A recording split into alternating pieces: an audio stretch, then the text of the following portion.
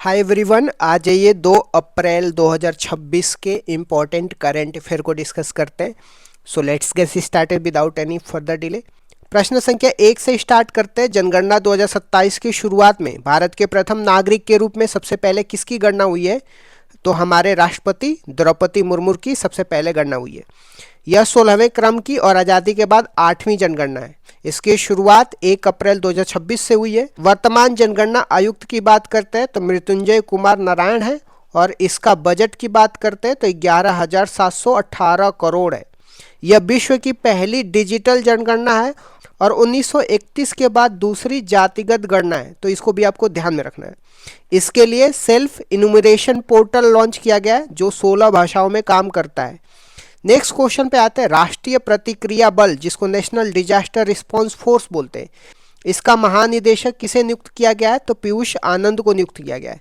इनके कार्यकाल को 1 वर्ष के लिए बढ़ा करके मार्च 2027 तक कर दिया गया है। नेशनल डिजास्टर रिस्पांस फोर्स के एस्टेब्लिशमेंट की बात करते हैं तो 19 जनवरी 2006 को हुआ था 2005 के एक्ट से। इसका हेडक्वार्टर नई दिल्ली में है, तो ये भी आपको ध्यान में रखना है। बात करते हैं नेपाल की नई स्वास्थ्य मंत्री की। इनका नाम निशा मेहता है, जो एम्स दिल्ली की पूर्व छात्रा रह चुकी हैं, तो ये भी आपको ध्यान में रखना है। नेक्स्ट क्वेश्चन में आते हैं। सुधा मूर्ति द्वारा किस पुस्तक का विमोचन उपराष्ट्रपति सीपी राधाकृष्णन ने किया है? तो इसका नाम टाइड्स ऑफ टाइम है। सुधा मूर्ति की बात करते हैं तो वो वर्तमान में राज्यसभा की सांसद है और उनकी प्रसिद्ध पुस्तक डॉलर बहू है। जब हम बात करते हैं टाइड्स ऑफ टाइम की, तो यह पुस्तक सिंधु घाटी सभ्यता से लेकर के चाणक्य और बुद्ध काल तक के समय का वर्णन करती है। नेक्स्ट क्वेश्चन में आते हैं। एनर्जी स्टेटिक्स इंडिया 2026 के अनुसार नवीकरणीय ऊर्जा उत्पादन में देश का शीर्ष राज्य कौन सा है? तो राजस्थान है।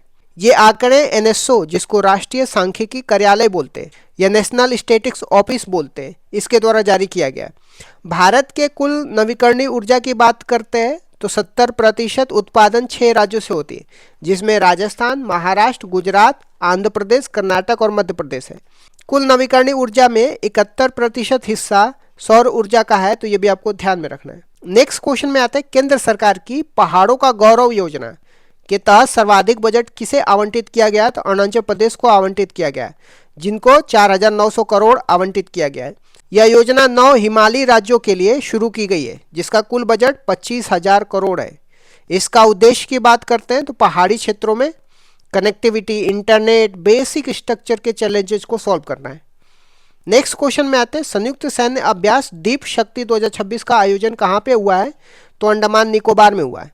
इसमें भारत की तीनों सेनाएं शामिल है, जिसमें नेवी, आर्मी, एयरफोर्स और कोस्ट गार्ड भी शामिल है। अंडमान निकोबार की बात करते हैं तो भारत में एकीकृत कमांड सेंटर अंडमान निकोबार में स्थित है, तो ये भी आपको ध्यान में रखना। इंडिया का सबसे लास्ट पॉइंट की बात करते हैं तो इंदिरा पॉइंट है, और ये अंडमान निकोबार में स्थित है, तो ये भी आपको ध्यान में रखना है। नेक्स्ट क्वेश्चन में आता है। केंद्र सरकार ने पीएम कुसुम प्रोजेक्ट की समय सीमा कब तक के लिए बढ़ा दी गई है? मार्च 2027 तक के लिए बढ़ा दी गई है। कुसुम का फुल फॉर्म की बात करते हैं तो किसान ऊर्जा सुरक्षा और उत्थान महाअभियान है। इसका उद्देश्य खेतों में सौर पंप लगाना है। इसमें लागत की बात करते हैं तो कुसुम योजना की लागत में 30% केंद्र सरकार देगी और 30% राज्य सरकार देगी और 40% किसान को देना होगा। इसका मतलब ये कि 60% किसान को सब्सिडी मिलेगी और 40% किसान को खुद पैसा लगाना पड़ेगा, तो उसकी खेतों में पीएम कुसुम योजना के तहत सौर पंप लग जाएगा। भारत फर्टिलाइजर उत्पादन में तीसरे स्थान पे है और कंज्यूम में दूसरे स्थान पे है, तो ये भी आपको ध्यान में रखना है। नेक्स्ट क्वेश्चन में आते हैं। बीमा क्षेत्र के लिए इंड एएस आधारित वित्तीय रिपोर्टिंग फ्रेमवर्क किसने लॉन्च किया है? IRDAI ने लॉन्च किया है। 1 अप्रैल 2026 को सभी बीमा कंपनियों पर यह लागू होगा। IRDAI की बात करते हैं, इसका हेडक्वार्टर हैदराबाद में है। कुछ इंपॉर्टेंट कमेटियां की बात करते हैं तो बीमा क्षेत्र में सुधार के लिए मल्होत्रा समिति और बैंकिंग क्षेत्र के लिए नरसिम्हन समिति बहुत ही प्रसिद्ध है, तो इसको भी आपको ध्यान में रखना है। नेक्स्ट क्वेश्चन में आते हैं। 1 अप्रैल को मनाए गए RBI स्थापना दिवस के संदर्भ में इसके वर्तमान में गवर्नर कौन है? तो RBI के वर्तमान में गवर्नर संजय मल्होत्रा है।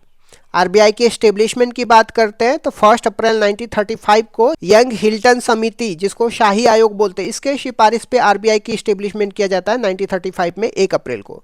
तो इसके नेशनलाइजेशन की बात करते हैं तो 1 जनवरी 1949 को हुआ था। इसके लोगों की बात करते हैं तो इसके लोगों में ताड़ का वृक्ष है और रॉयल बंगाल टाइगर है, तो ये भी आपको ध्यान में रखना है। 1 अप्रैल को ही उड़ीसा का स्थापना दिवस मनाया जाता है। उड़ीसा के स्थापना दिवस को उत्कल दिवस बोला जाता है, तो ये भी आपको ध्यान में रखना है।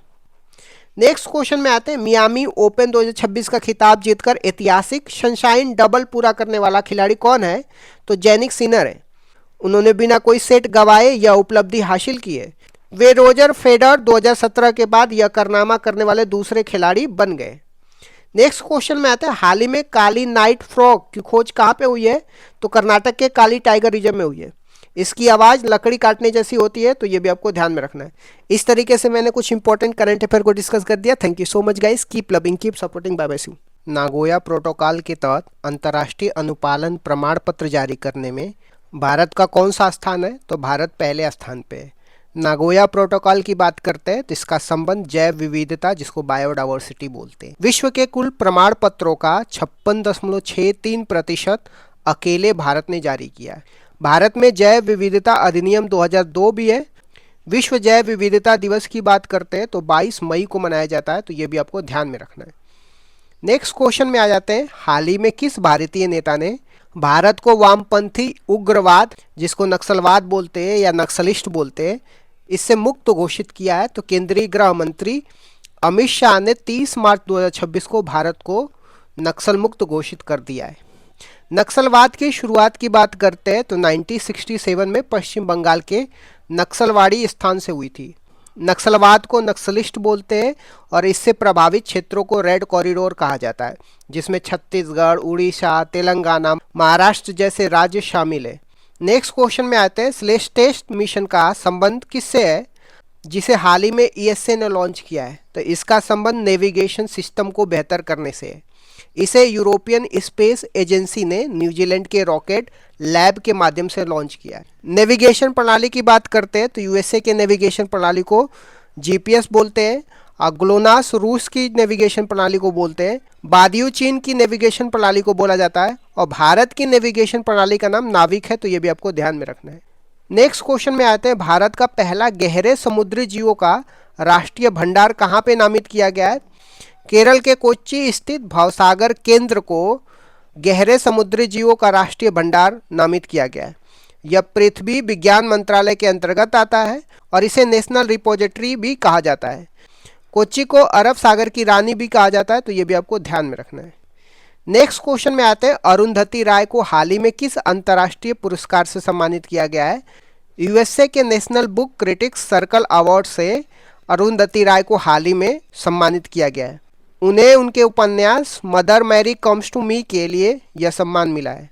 अरुंधति राय की बात करते हैं तो अरुंधति राय बुकर पुरस्कार 1997 पाने वाली पहली भारतीय महिला थी और उनके उपन्यास का नाम the God of the small thing था।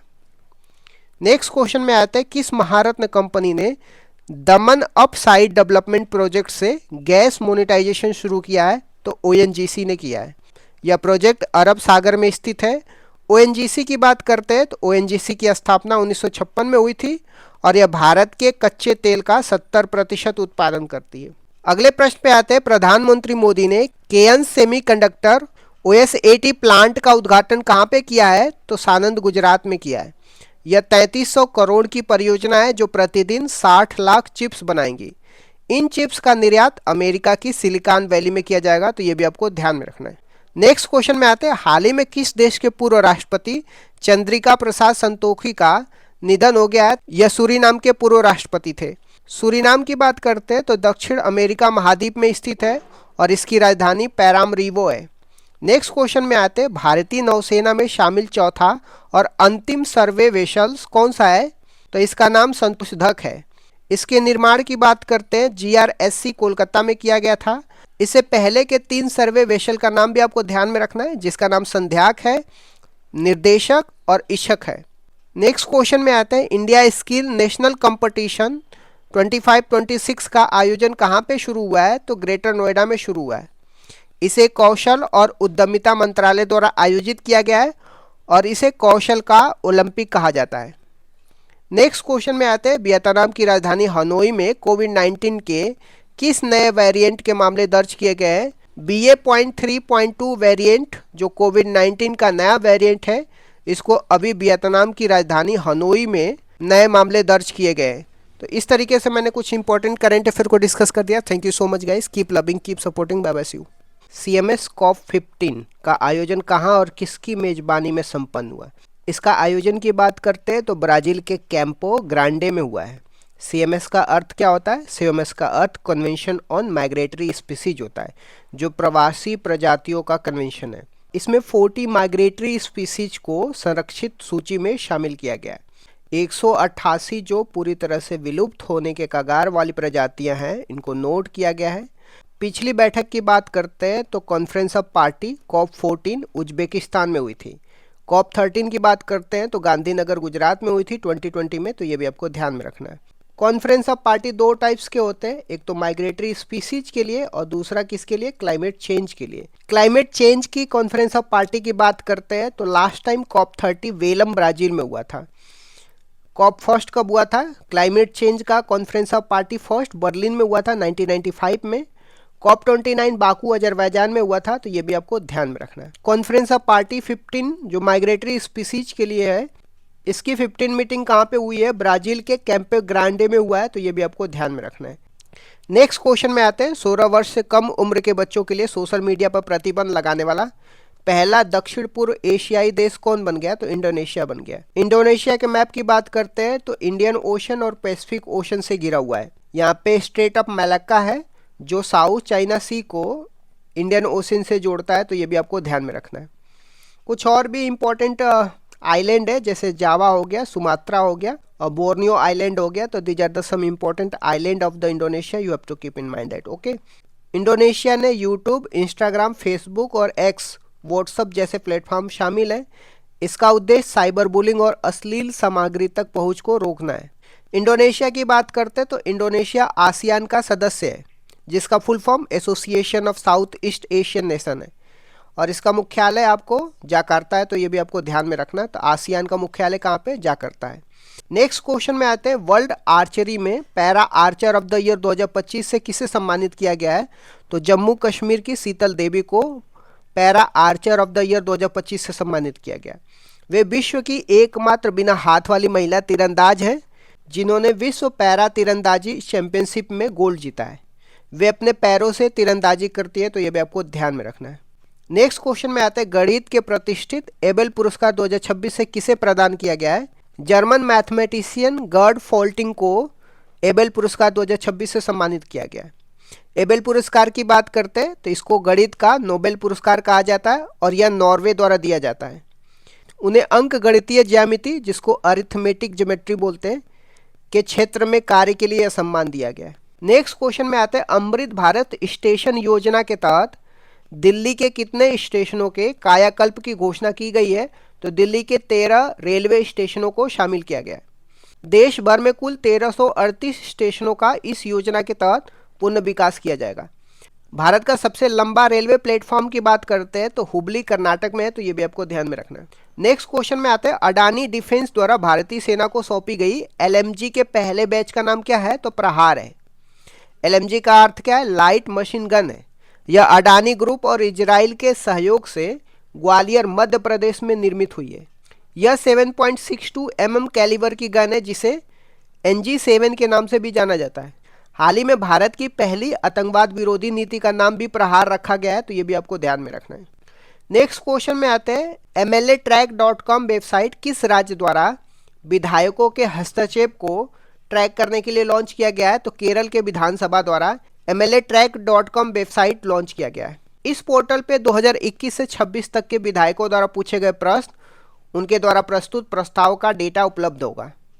सर्वाधिक विधानसभा की सीटों की बात करते हैं तो 403 उत्तर प्रदेश की है, तो ये भी आपको ध्यान में रखना है।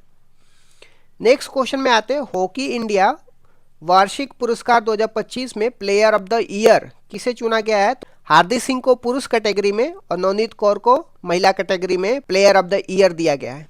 Major Dhyan Chand lifetime achievement award की बात करते हैं तो जफर इकबाल को दिया गया है। इमर्जिंग प्लेयर का अवार्ड की बात करते हैं तो प्रिंसदीप और साक्षी राणा को मिला है, तो ये भी आपको ध्यान में रखना है। नेक्स्ट क्वेश्चन में आते हैं। जंप स्टार्ट तकनीकी से एक दशक बाद ग्रेट इंडियन बस्टर्ड के चूजे का जन्म कहाँ पे हुआ है? तो गुजरात के कच्छ में हुआ है। कक्ष में नर गोंडवान, जिसको ग्रेट इंडिया बस्टर्ड बोलते हैं, इनकी कमी के कारण राजस्थान से 750 किलोमीटर दूर अंडा लाया गया, जिसे जंप स्टार्ट तकनीकी कहा गया। ग्रेट इंडियन बस्टर्ड की बात करते हैं तो IUCN की रेड डेटा बुक में क्रिटिकली इंडेंजर्ड श्रेणी में रखा गया है, तो ये भी आपको ध्यान में रखना है। नेक्स्ट क्वेश्चन में आते हैं, पीएम मोदी ने गुजरात में किस संग्रहालय का उद्घाटन करने की घोषणा की है? तो सम्राट संपत्ति संग्रहालय जो गांधीनगर में है, इसकी घोषणा पीएम मोदी ने करी है। यह जैन धर्म से संबंधित है और भगवान महावीर जन्म कल्याणकर दिवस के अवसर पर शुरू किया गया है। सम्राट संप्रति की बात करते हैं तो सम्राट अशोक के पोते और जैन धर्म के अनुयायी थे। नेक्स्ट क्वेश्चन में आते हैं, जल जीवन मिशन 2.0 के तहत सुधारों पर समझौता करने वाला 12वां राज्य कौन है? तो मेघालय बन गया है। इस तरीके से मैंने कुछ इंपॉर्टेंट करंट अफेयर को डिस्कस कर दिया। Thank you so much guys, keep loving, keep supporting, bye bye, see you.